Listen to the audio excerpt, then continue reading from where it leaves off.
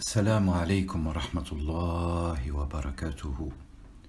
صلى الله على سيدنا محمد في الأولين والآخرين ولا حول ولا قوة إلا بالله العلي العزيز المتين. Aujourd'hui, mes chers, et dans ce nouveau podcast, je voulais vous parler initialement du califat. Le califat, qui est issu de la langue arabe, تحت كلمة الخليفة له شأن عظيم في دين الله الإسلام. Cette notion du califat a une importance capitale dans la religion universelle de Dieu, pour plusieurs raisons. Tout d'abord parce qu'elle concerne notre genèse, ou plutôt de manière générale la genèse de la création. Et cette genèse de la création qui s'est cristallisée, définie, déterminée, conçue, conceptualisée dans la figure de Sayyiduna Adam alayhi salam. Mais avant de rentrer en détail sur les considérations concernant Sayyiduna Adam, dans ce premier podcast, je voulais vous parler de hadith Rasulullah alayhi salatu wa salam. Hadith يتكلم على موضع ومقر ومسكن ومحور عظيم، ألا وهو موجود في ذات وجسم ووجود الإنسان. C'est un lieu, un réceptacle, un commandement, à la fois secret et à la fois capital, qui se trouve au centre de l'être des êtres humains. يقول رسول الله عليه الصلاة والسلام à ce propos: إن في الجسد مضغة إذا صلحت صلح سائر الجسد، وإذا فسدت فسد سائر الجسد، ألا وهي القلب. ألا وهي القلب. صدق رسول الله صلى الله عليه وسلم تسليما إلى يوم الدين. Nous dit le prophète Muhammad: n'est-ce pas qu'il y a au sein de notre corps, du corps de l'être humain, un morceau, un lieu. S'il est réformé, purifié, alors tout le corps est réformé et purifié. Et s'il est corrompu, alors par conséquent, pareillement, tout le corps est corrompu, souillé. Et que ce lieu, ce morceau central, capital du commandement qui existe en notre être, personnifié et cristallisé dans notre corps, n'est rien d'autre que le cœur, al-qalbu. Et j'attire votre attention, mes chers. Al-qalbu masdaruhu, al-qalbu masdarun, wa jidruhu qalaba. La racine du nom cœur dans la langue arabe n'est rien d'autre que la trilittéralité qaf lam ba. Cette racine verbale exprime le changement, la modification, ou plus particulièrement et spécifiquement le renversement et l'inversement des choses. ما سمي القلب قلبا إلا لحال تقلبه. Il n'est nommé le cœur, un cœur en arabe, que parce qu'il est en permanence sous des états de changement et de renversement. Il n'y a pas un seul état qui advient dans notre cœur qui est tout le temps permanent. Donc nous sommes soumis par la fonction et le caractère suprême du cœur dans notre être à ces changements, à ces permutations, à ces renversements, à ces inversements de situation. Un petit exemple, vous advient à l'esprit l'idée de vous projeter sur quelque chose.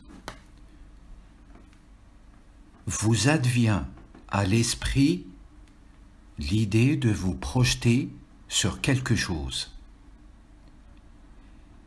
Et cette idée, à peine elle va mûrir, à peine elle va se personnifier dans la réalité,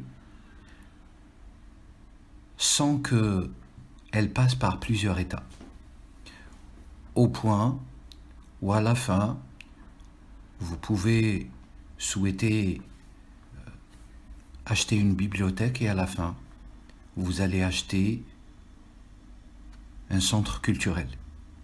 Ces changements qui vont advenir dans tout le processus des idées ou des aspirations, des états et des sentiments dans l'être relèvent tous du commandement suprême qui n'est rien d'autre que le cœur, al-qalb. يقول رسول الله عليه الصلاة والسلام إن في الجسد مضغة إذا صلحت صلح سائر الجسد وإذا فسدت فسد سائر الجسد ألا وهي القلب. Alors mes chers, bien que le cœur est identifié, beaucoup vont vous dire mais les animaux ont aussi des cœurs. Il ne s'agit pas ici, dans le langage prophétique de Rasulullah alayhi salatu wassalam, du cœur organique. Il s'agit du cœur qui est le réceptacle d'un secret.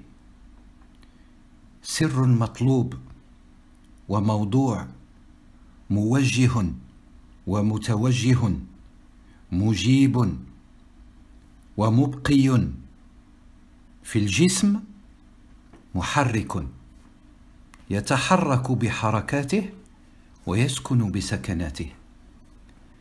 Le cœur est ce réceptacle dans lequel descend, telle une pluie d'étoiles qui descend dans une période nocturne. Sur la terre, le cœur est à cette image parfaite. Ce secret descend dans le cœur et le cœur reçoit ce secret. Et ce secret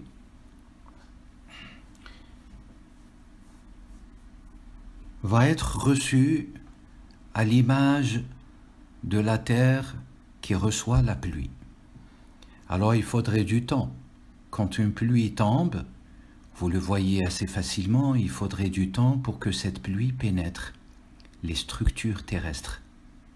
Min turbatin ila turba, wa min tabaqatin ila tabaqa, d'une couche à une autre et d'une typologie de terre à une autre, afin qu'il irrigue l'être. Et tout passe par le cœur. Ce secret n'est rien d'autre que le secret de notre califat, le secret du califat corporel.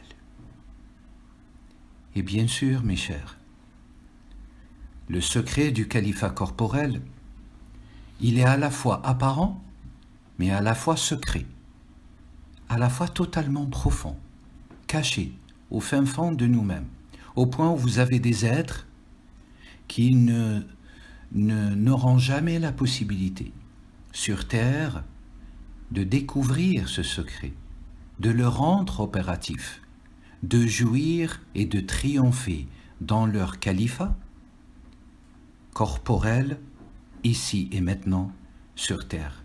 Alors que d'autres sont guidés vers ce secret parce qu'ils ont su être reconnaissants à l'irrigation de ce même secret qui est au sein de leur cœur et qui est diffus dans leur corps. Le corps est aussi une monture, nous dit la littérature prophétique, une monture qui doit être maîtrisée. Maîtrisée, bien sûr, par le biais de l'âme, qui est à la fois notre allié, qui est à la fois notre ennemi. Une âme apaisée n'est pas comme une âme tourmentée. La tourmente et l'apaisement sont ici, sous ce rapport, des ennemis.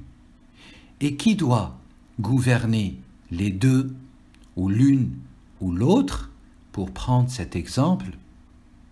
C'est le secret du califat corporel. Ce secret du califat corporel, il est d'une importance capitale. Si je vous parle aujourd'hui de hadith wa Rasulillahi alayhi salatu wa salam, wa hada al-hadith, d'ailleurs la tradition nous dit que le prophète ashara ila sadrihi aw makanin fi sadrihi nahwa qalbih. La tradition nous commande qu'au moment où le prophète a évoqué cet enseignement universel par rapport au califat corporel, il a doigté le lieu de son cœur sous la cage de son thorax.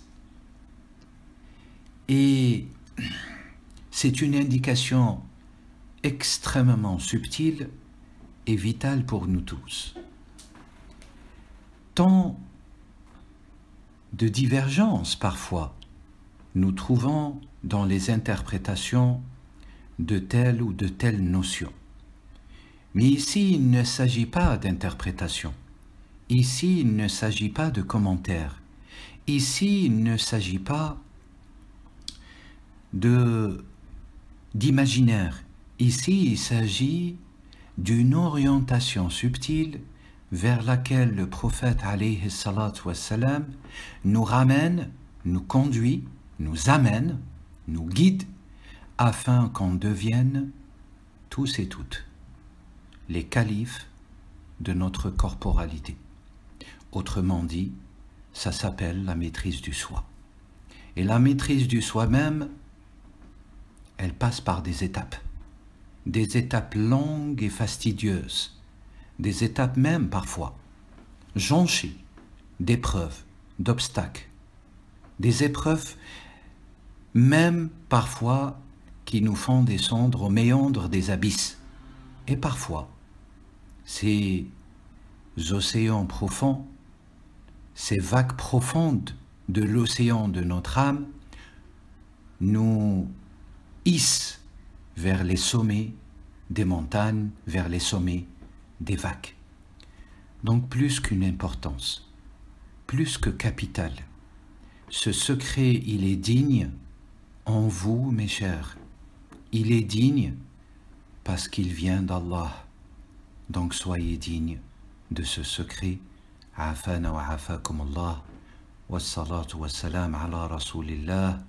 Wassalamu alaykum wa rahmatullahi wa barakatuhu dinan wa dunya wa akhirah, et paix intégrale pour toutes les belles âmes.